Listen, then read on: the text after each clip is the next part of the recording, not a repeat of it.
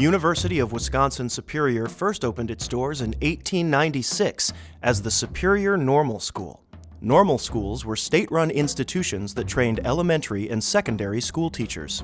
Established by the Wisconsin legislature, the new school's mission was vital to the region's future.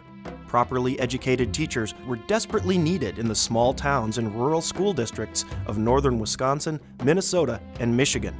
The new building was the latest design in every detail, with labs, classrooms, and a working elementary school inside for the teachers in training. At the time, requirements for entering a normal school included being at least 16 years old and having completed the 8th grade. Tuition was $3 per month, and the average professor made $1,000 a year, the same salary paid to the janitor. Initial enrollment far exceeded expectations, and in 1908, the school added a spacious east wing. It was here that the school's pioneering work in kindergarten education took root. A new concept at the time, Superior quickly became a leader in the field. The department was headed by Professor Caroline Barber, who gained an international reputation for her work. The young institution soon swelled to over 400 students, the majority of whom were women. It became apparent that proper housing was needed, and in 1910, Crown Heart Hall opened, with space to accommodate 78 girls. As an advertisement for the normal school from the early 1900s reads, "The demand for teachers in northern Wisconsin is greater than the supply."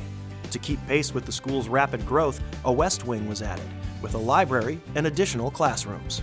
Athletics were starting to take off as well, as evidenced by the football team winning the 1913 state championship. Then, on the night of March 17, 1914, tragedy struck. An electrical fault in the east wing sparked a fire that would consume the building.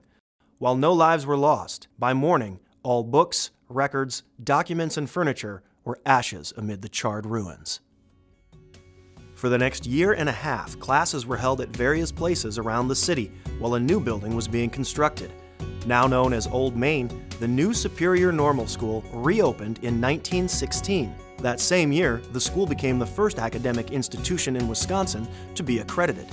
Today, UW Superior holds the distinction of having the longest continuous accreditation in the state. Despite the hardships it caused, the fire of 1914 was in many ways a blessing.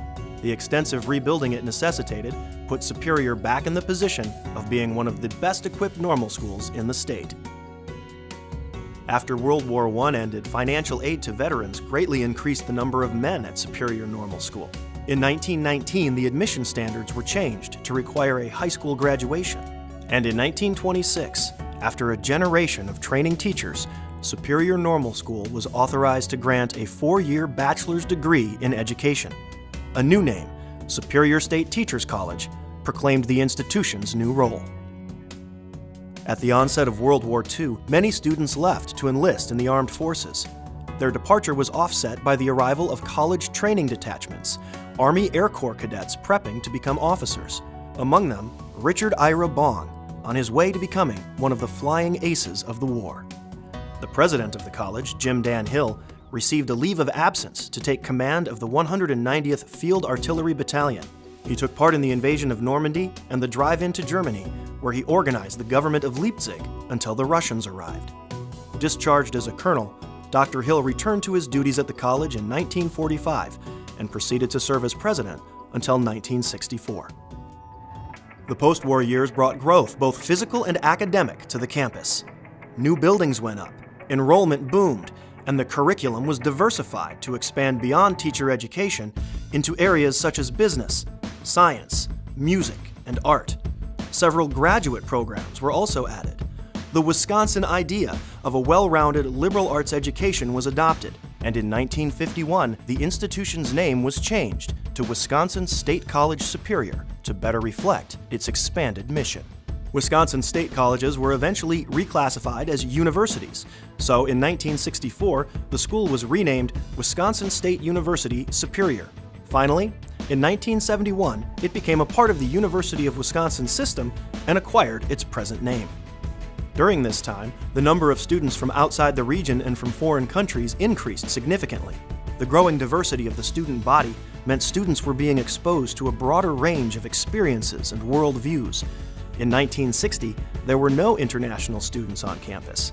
Today, There are more than 180 from over 40 countries. The 1970s saw the addition of the Holden Fine Arts Building, and a South Campus site was purchased where dormitories and Westman Arena were built. In 1979, Arnold Schwarzenegger, at that time famous as Mr. Universe, earned his diploma through the newly established Distance Learning Program.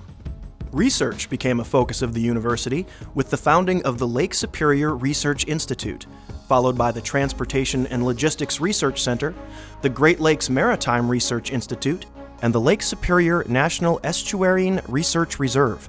Today, UW Superior students enjoy a wide array of undergraduate research opportunities. The 21st century heralded a new phase of construction on campus, as outdated buildings were renovated or replaced. The Markovich Wellness Center was completed in 2003. Jim Danhill Library was remodeled in 2009. The Yellow Jacket Union opened in 2010. Swenson Hall welcomed its first classes in the fall of 2011. And in 2013, a new state-of-the-art link was built between Ross and Hawks Halls. In June of 2012, a flood swept the city, damaging many of the buildings on campus. But much like the fire of 1914, the resulting repairs left the university stronger than before. Today, UW Superior continues to build on its liberal arts legacy, evolving to meet the needs of the region and the world. We continue to foster and value diversity, to lead the way in vital research and cutting-edge programs, to balance athletic achievement with academic accomplishment, to instill students with a passion for knowledge and the skills for success.